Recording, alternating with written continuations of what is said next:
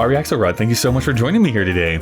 Thank you for having me. It's wonderful to be here. You know, you are here because of an album that was just released, I think appropriately named for this podcast, called A Place for Us, a celebration of Jewish Broadway. I do want to take some time and go into like the production of that show and then this album, but I want to start like way far back. Do you recall like the very first time you were entranced by musical theater? Like, this is something that I want to pursue?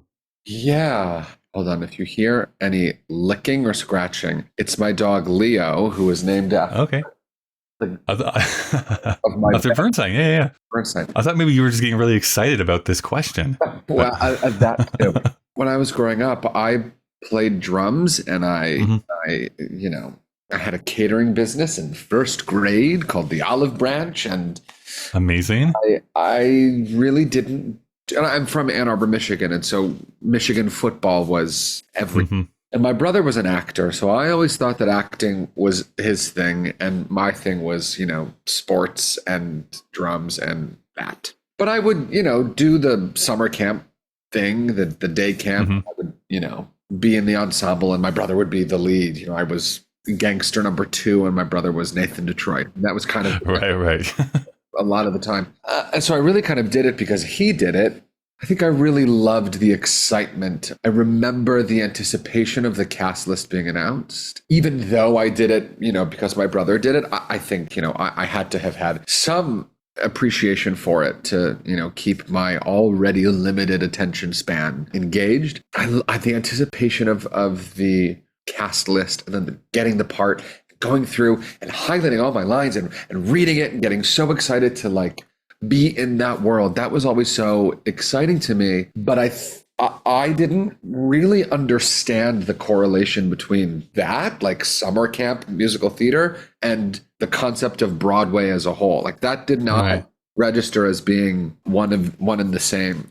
And I grew up going to, my parents would take us to see, national tours of Wicked and Lion King and Beauty and the Beast. And I was going to say, I don't know what the theater scene is like in Ann Arbor, but by the sense of it, at least the big shows were coming through. Big shows would come through either the Fisher Theater or the Fox in Detroit, or the Wharton Center in East Lansing, Michigan. But because Ann Arbor is where the University of Michigan is, the University of Michigan is one of the top, if not the top, musical theater programs. Right. I mean, you have Gavin Creel and Pasek and Paul and Ashley Park and Alex Fink and so many other people. It was all right there. I just never really paid attention to it from my own desire. It was always I was brought to it by my parents or my brother. But then I was in high school, and I was the first graduating class in my high school. It was a brand new high school. And the drama teacher at my high school, I remember her saying that she felt that musical theater was a shallow art form. She did not feel the need to do more than was required of her to do, or something like that. I don't remember her reasoning, but she just said musical theater is a shallow art form. And the neighboring high school, the other public high school in the district, all of their musicals were directed by University of Michigan musical theater students. I remember Ashley Park starred in Miss Saigon. It was directed by Itai Benson. I mean, this was public high school. Well, okay, sure. I wanted to do theater at that high school. My brother had done theater at that high school, and so I wanted to do theater there. And that really upset the principal at my school and the people in the theater program, to the point where the principal would wait outside of her office during passing time and say to anyone that was walking with me, "This is a traitor. We don't associate with traitors." Oh, wow. That is not where I thought that story was about to go, but okay, that's crazy. She, miraculously that year, she won Principal of the Year for the state of Michigan. Anyway, so I stopped going. I really, this is, anyone who's listening, I don't endorse this. But I stopped going to high school. I did not enjoy the feeling of being bullied by faculty and principal. So instead, what I would drive around in my 2002 Honda Odyssey minivan. I would listen to Julie James and Seth Rudetsky and Christine Petty on Sirius XM on Broadway for hours every day for about 2 years.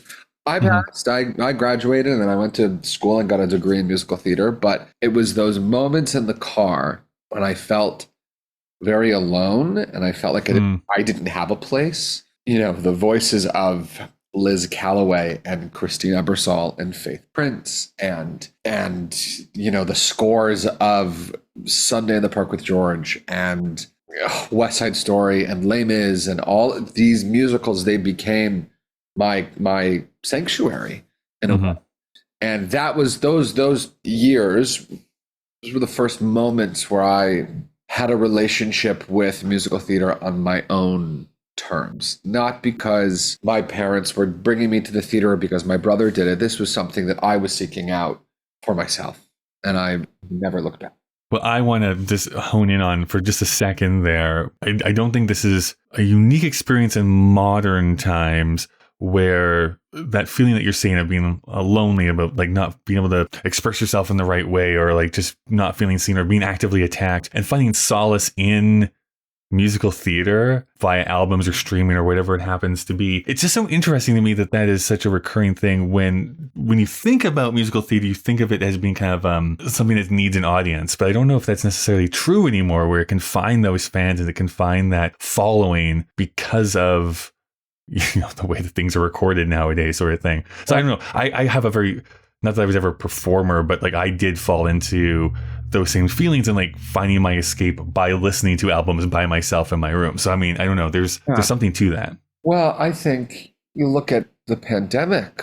The only theater, put theater in quotation marks, that kept the marquee on 24/7 was Sirius XM on Broadway. Right. Yeah. We could hear these cast albums and we could hear interviews with people on Zoom, and we could go back and listen to live recordings from, you know, 54 Below and Joe's Pub and get the feeling like we were back in the room. And it was dangerous to gather as an audience. And yet we were still able to have, you know, our love of musical theater nurtured by this streaming service, this incredible platform. Yeah, you're right. I think that's kind of just grown and changed and evolved. But I really think that at its core, there is something undeniable about being in a dimly lit room with a room full of strangers, and then the lights dim and the curtain rises, that there is nothing else in the world like that feeling. I think as wonderful as it was to have had that incredible Sirius XM station during COVID, I think that, you know, we all can agree that we were still missing that sense of community and gathering in person to witness live theater. You mentioned some of the like performers that stood out to you while you're driving around in your van. What were your shows? Like, what were the shows you kept coming back to at a young age? Oh, Sunday in the Park with George. I had a difficult time accessing my vulnerability. I remember I would get the urge to cry and then I wouldn't be able to actually cry or generate tears. So I had a playlist of songs that I called Chills, and it was a compilation of songs that every time I heard them, I would get full body chills. And if I got lucky, I'd be able to have that, you know, that release of crying. Sunday, specifically, the end of Act 1 from Sunday in the Park with George, Make Them Hear You, Climb Every Mountain, You'll Never Walk Alone. These like big, glorious moments. But shows that I found myself gravitating towards were Les Mis, Phantom, Sunday in the Park with George, West Side Story, Fiddler on the Roof, Parade, Bridges of Madison County. Emotional things. There's big emotions going on in those shows. I was going to say, the one that gives me chills, I talked about this in our Sunday in the Park with George season. Still to this day, that original Broadway cast recording with Bernadette Peters and Mandy Patinkin, when Bernadette specifically sings, "But no one is me, George, no one is me." Oh. I love that moment. It's like, oh my God, hits me right in the heart. I don't know if any of you listeners have done this. I did it for the first time, I think 2 years ago. I was rehearsing that scene from Sunday in the Park with George. I was rehearsing the Move On scene. If you have not yet read the scene before, the song, the scene after, into the finale through to the end, in one fell swoop while listening to the cast album. I cannot recommend it enough. I truly believe it is one of the most perfect examples of how book, lyrics, and score just perfectly exist together, complementing one another, and it's flawless. Was there a moment, like, do you recall the moment that you decided to be like, I am going to pursue musical theater for studies? Like, I'm going to go to university, or I'm going to go to college to learn about this more. No, I've thought about this. I don't think there was a moment. Honestly, Okay. This is, not a really poetic answer, but I was a really bad student in high school. I didn't think that I was able to go to college for anything else, and I really didn't want to go to school for something I wasn't interested in. Mm-hmm. And even though I wasn't in love with musical theater at this point, the thought of shifting gears and doing something that felt predominantly academic, or going into a career that was academic, just felt like too much of a heavy lift, and I did not have bandwidth to do it. So it really, I stayed at it because it was what I knew. It was what I had been doing. And then, and also my brother had done it. My brother went to Syracuse for musical theater, and I guess for acting, but he was the Cat in the Hat in Seussical his senior year. And he helped me. He paved the way, and I was not a trailblazer in any capacity at the time. So it was just easier.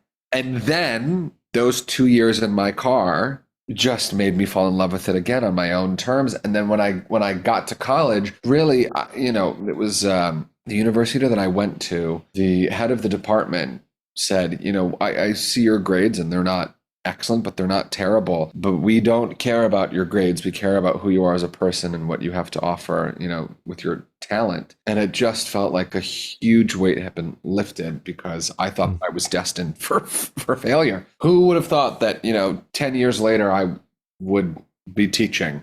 I was just, right. It's just insane. But then when I was in college, I was a phenomenal student. I couldn't get enough of it, to the point where all of those hours driving around in my car, I had gained all of this knowledge, this encyclopedic knowledge of musical theater, and was such a nerd about it. And almost nobody else was at my school, or certainly in my class. And we had an intro to musical theater class the first 8 weeks of my freshman year. There was one class where, the teacher said, you were talking about A Chorus Line, which opened on Broadway in 1976. And I said, it was 1975. And he said, it was 1976. I was there. And I said, well, you might have been there, but you were there in 1975.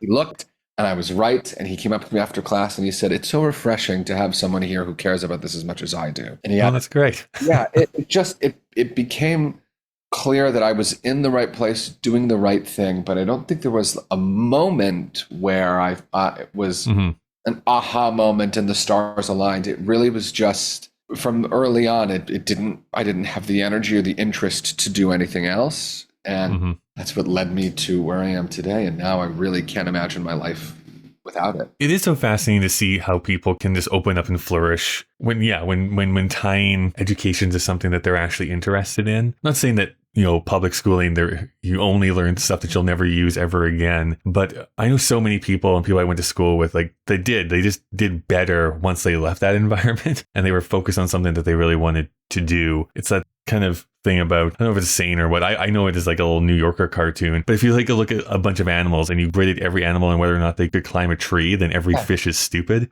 That type of idea. Totally. That's brilliant.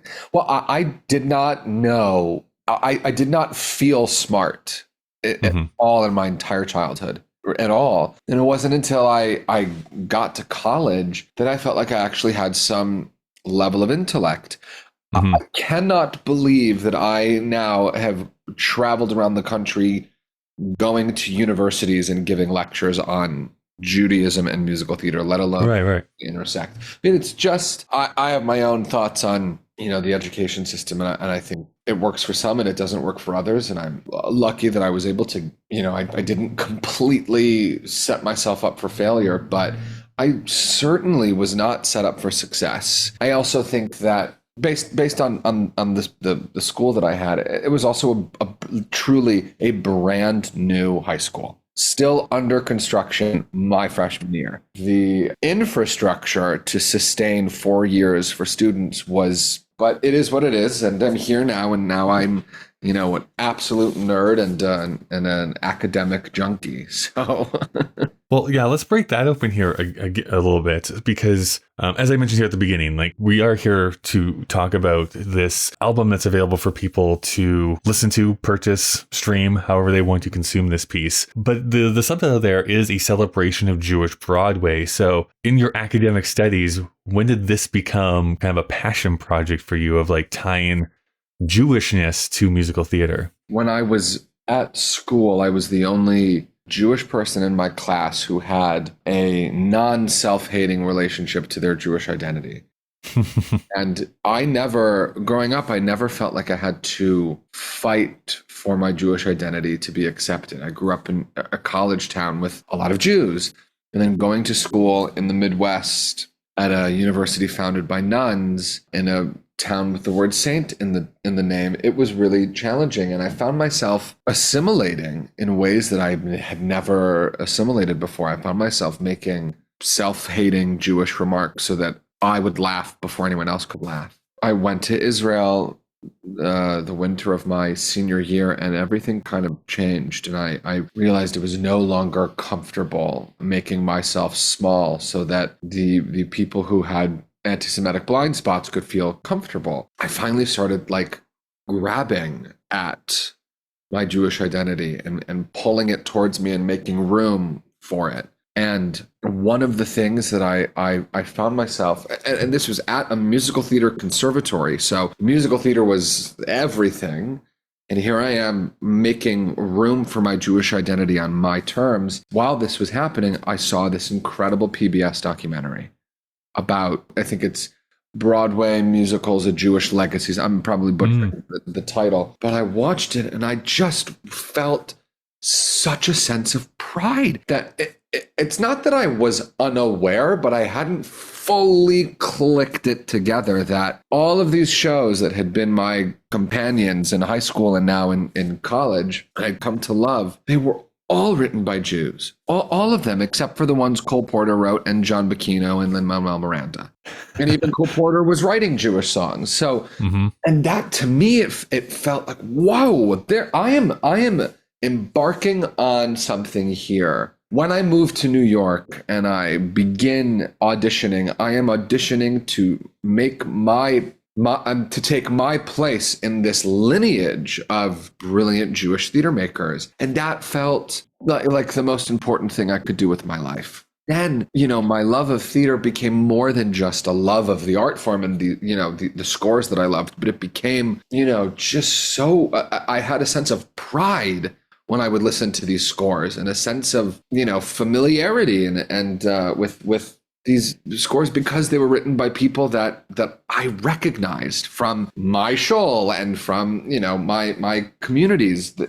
I felt like I knew Jerry Herman because I grew up with people like Jerry or people like Lenny or people like insert Jewish composer here. Fast forward a couple of years, I was asked to speak for a group of students that were in New York from Eastern Michigan University for the Jewish Studies department. And I spoke on this panel, and the head of the department and I got drinks afterwards. And he and I are both very big musical theater fans, specifically West Side Story. And I was talking about, how Bernstein would conduct with a little bit of extra Jewish angst to honor Mahler because Mahler couldn't conduct the New York Philharmonic Vienna Philharmonic as a Jew and blah, blah, blah. And then, you hear the cry for Tikkun Olam and augmented seventh chord, major seventh chord, whatever it is. And just talking about how Bernstein imbued that score with an incredible amount of Judaism and Jewish angst. And Marty Schichtman, the head of the department, said, you should do a show about Judaism and musical theater. And I laughed. I said, when I would talk about musical theater in college, people would leave. When I would talk about being Jewish in college, people would leave. I'm telling you, Marty, no one wants to see me do a show about one of these things, let alone both of them. And he Mm-hmm. said, I disagree. I think you should do it. And why don't you do it at Eastern Michigan? And I did. And it was received very well. And then I reached out to Jim Caruso at Birdland the next Mm-hmm. day. And we were booked at the Birdland Theater in January of 2019. And here we are. I feel like I kind of know the answer to this, but at the same time, I don't know if I'd be able to like fully explain it myself. I wonder if you can maybe extrapolate a little bit more on what you mean by, that Jewish expression, because like obviously shows like Fiddler or Parade or I don't know, Funny Girl or something like that like, that there is obvious Jewishness because of Jewish characters in it, but I think it's more broader than that when you mention like, the Jewish expression inside of musical theater. Judaism is a religion and a culture that music and storytelling at the forefront, right? I mean, we tell the same story every year. And we go back and we retell it over and over and over again. Specifically, when it comes to Jewish music, there is that, element of a minor key, Mm-hmm. unlike the blues, which has some hints of major in the blues scale. Judaism, it's just sad. We suffer, right? But the beautiful thing about Judaism is that, we don't tell our story from the place of, we are downtrodden and we suffer, or from the place of we are the chosen people. Look at how wonderful we are. We tell our story from the place of we were enslaved in Egypt and then we were delivered. And the focus is more on the then we were delivered, right? So there is this constant drive in Jewish culture tikkun olam, which is to make the world a better place, to repair the world, to make the world a better place than it was when you left it. Also, Lador Vador, which means from generation to generation. So if my ancestors were enslaved in Egypt, I was enslaved in Egypt. If my ancestors were at Auschwitz, I too was at Auschwitz. Bernstein specifically was so incredibly proud as a Jew and very outspoken in his Jewish identity. And I think there was an interview with his daughter where she said, her dad truly believed that if he wrote a beautiful enough piece of music, it would bring about peace on earth. Mm. And the closest he felt he got was West Side Story. I hear that cry for humanity to repair the world when I hear Somewhere. I hear the keening of my ancestors in, A Boy Like That. And I hear Bernstein honoring his great teachers. I hear him honoring Mahler when he wrote that score and any score that he wrote. And I know that he made it a point to take up space as a Jew, both as a conductor and as a composer, to honor Mahler, because when Mahler was alive, Mahler was born Jewish and converted to Catholicism because Jews could not conduct at the Vienna Philharmonic or the New York Philharmonic. And so even if these composers weren't intentionally imbuing the scores with Jewish liturgy and Jewish angst and Jewish experience, you write what you know. I think that for a lot of them, this was the music that they knew. And whether because they were raised in Shul or because it was the community on the Lower East Side or because it's an ancestral tune, I don't know. I don't know what it is. But I think specifically with West Side, I think Bernstein knew what he was doing. I think he never tried to hide his Judaism musically and emotionally. For this show, A Place for Us, like, how do you even begin to collect the songs that you want to perform? Like, I'm assuming that this must have been a huge long list that you started to narrow down. Yeah, since we did it in 2019, I guess 2018 at Eastern Michigan, we've had, I think, the same composers. The composers haven't changed, but the songs have changed. So we used to do another 100 people for Sondheim. And then we switched to Send in the Clowns. And we used to just do Some Enchanted Evening for Rodgers and Hammerstein. And now the Sondheim is Children Will Listen. Right. Mixed with You've Got to Be Carefully Taught. Because the world is changing. The world has changed, certainly for Jews. And I have changed. And the show has to change. It just didn't make sense to sing another 100 people anymore. And Send in the Clowns, while written by a Jewish composer, it's not really, doesn't get to the core of what Jewish Broadway is in the way that Children Will Listen and You've Got to Be Carefully Taught does. So, Right. the composers have been the same for the most part, but the songs that we choose for them come in and out. We switch them depending on where I'm at, where my music director is at, and depending on the world. We used to start with Something's Coming.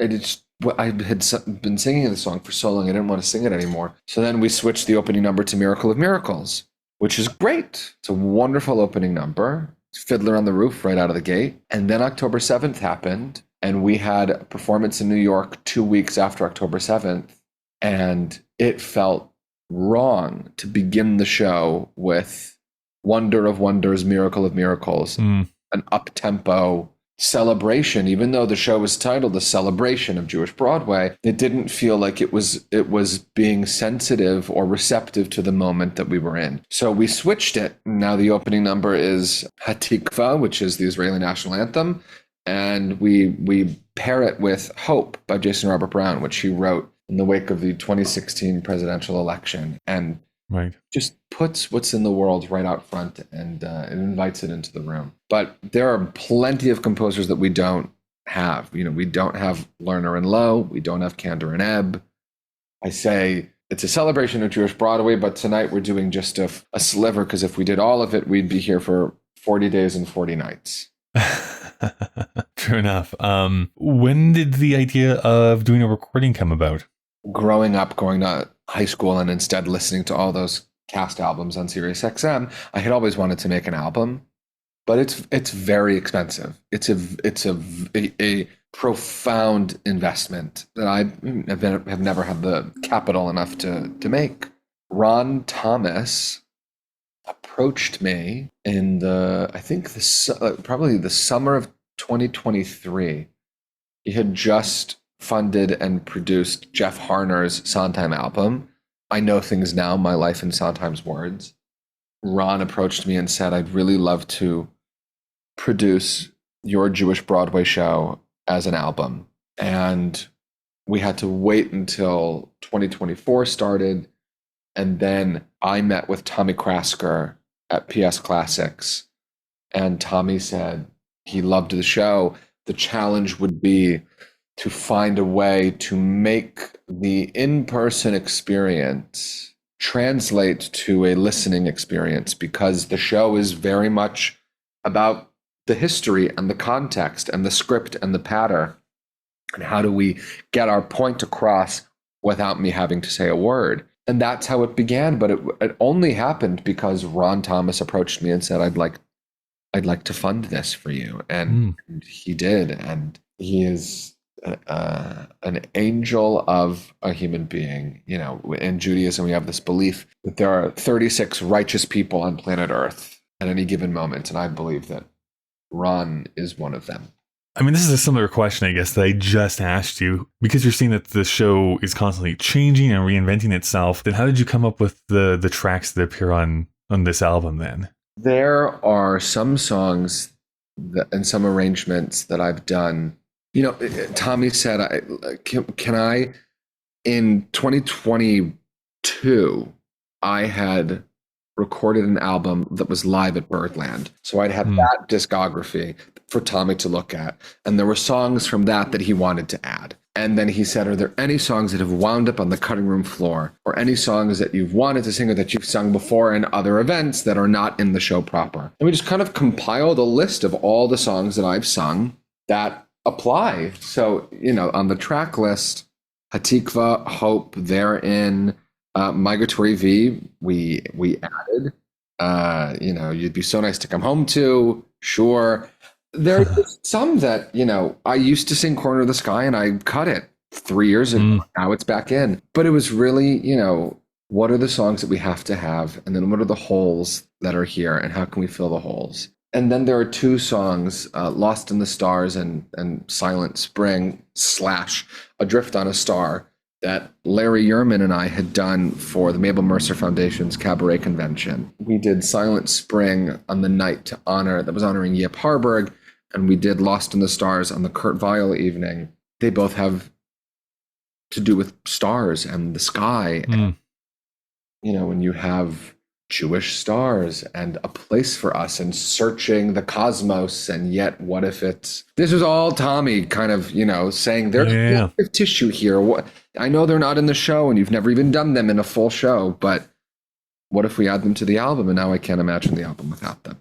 A couple things from that. Number one, I want to talk a little bit about the Sondheim songs that are included on this album specifically. But before I do that, this is going to sound like I'm just sucking up. I know that this is going to sound like I'm sucking up because you're my guest here today. But having listened to a lot of these songs in the preparation for this interview, I have to say that what I really enjoyed the most was the acting through song that comes very clear through these performances. It's one thing to sing a song and have it technically beautiful, and I'm here for that at times. But sometimes what I miss is this is also an acting performance. You are communicating an idea, yes, through song, but there should be some acting in there. So I just thought there were some really interesting choices that you made as just a performer on this album, which I really, really enjoyed. Appreciate that. Thank you. Now, I think I'm correct. There is 4 times that Sondheim shows up, at least on the album here. The first is Everybody Says Don't. And I just have to ask the quick question of all of Sondheim's songs, why that one? Why was that the one you decided to include? Well, I sang it on my Live at Birdland album. Mm-hmm. Tommy heard it and he said, it's Sondheim, it's perfect, and we need an up-tempo. There are a lot of ballads here. That's true. Okay. I love it because I go against the grain. I ask why a lot, and I had brain surgery when I was in college, and it kind of afforded me the opportunity to really live my life in a very actionable and intentional way. And one of my least favorite things to hear is somebody tells me, or someone tells somebody, you have to do this thing, and there's no rhyme or reason behind it other than how it's always been done. Well, screw that. I don't want that. What? That's a terrible reason to do something because it's always been done. Right. You tell me we're doing it because X, Y, and Z. Fine. So I very much relate, Walk on the Grass was meant to feel. Mm-hmm. And I insist on miracles if you do them. Miracles. Yeah. I also say don't. I say don't be afraid. That to me, it after my surgery, really became kind of a mantra for my life. The next one is kind of this mashup of You've Got to Be Carefully Taught from South Pacific, Richards and Hammerstein, and then Children Will Listen from Into the Woods, which, on first glance, I was like, how are those two things going to go together? And they do go together. And then I was also thinking about it here, about subtextually how much I love that, being that Hammerstein is often, by Sondheim, considered to be his teacher and his father figure. So you have to be carefully taught into Children Will Listen. I thought was such an interesting pairing of those two ideas. Thank you. We had been doing Send in the Clowns, honestly, because I just love that song. I love that song. And I felt like I'd seen people sing it for forever. And I felt like I was watching people sing it who didn't understand the song.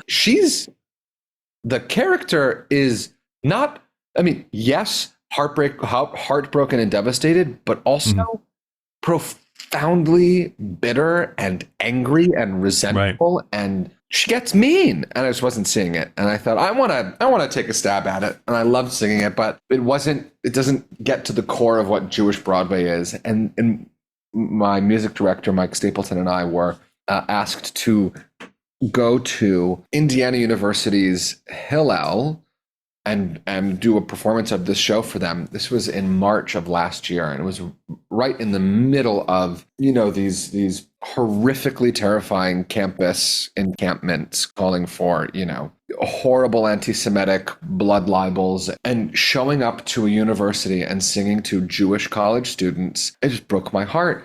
And I had always thought that these two songs belonged together, but I couldn't quite figure out how to make it work. And I thought this was a perfect opportunity to try it.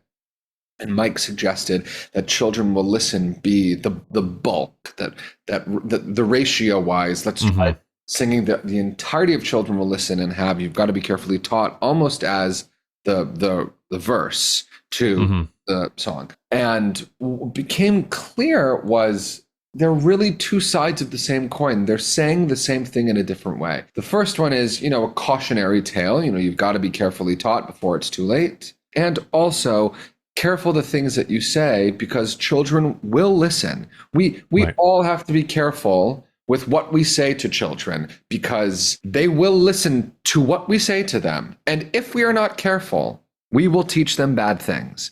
Right. Yeah. It felt like Oscar painted with the most vibrant and beautiful primary colors.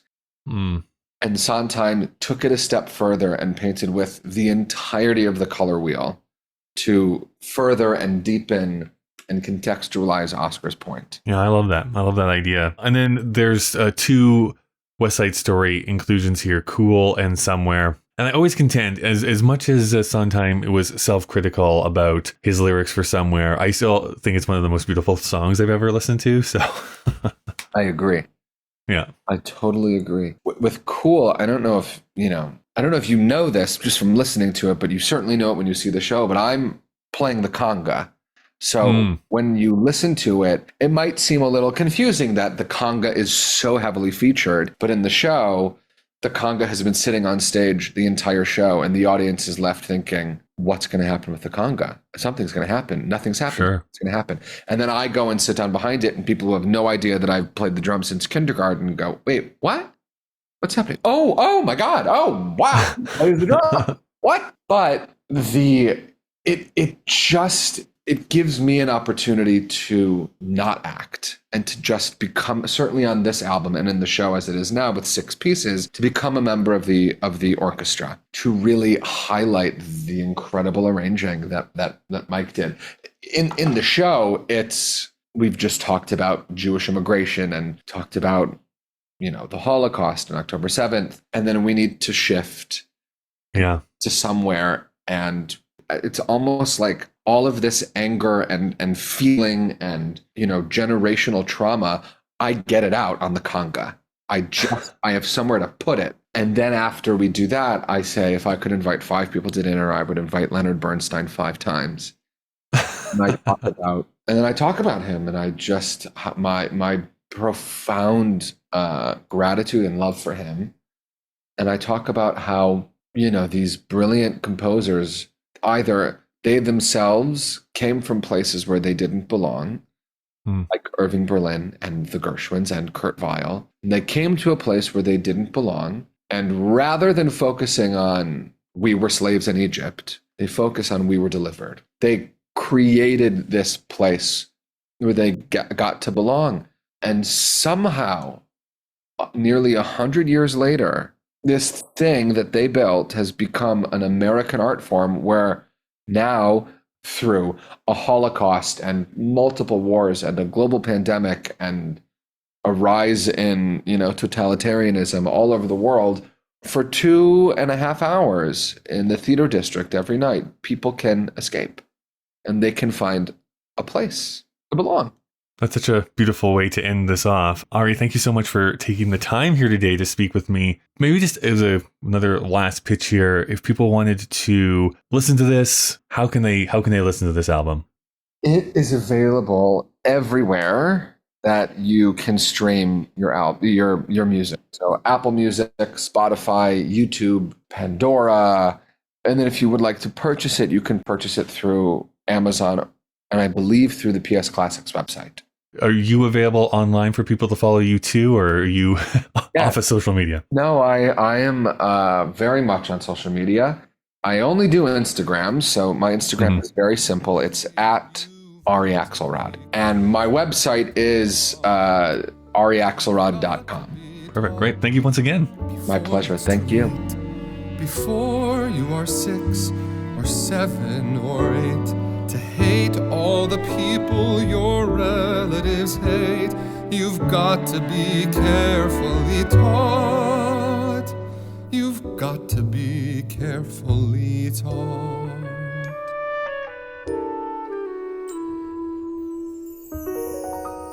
How do you say to your child in the night, nothing's all black, but then nothing's all white?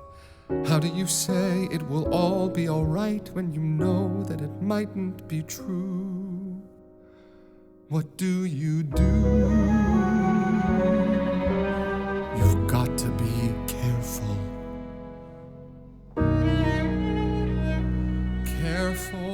all children will listen. Careful the things you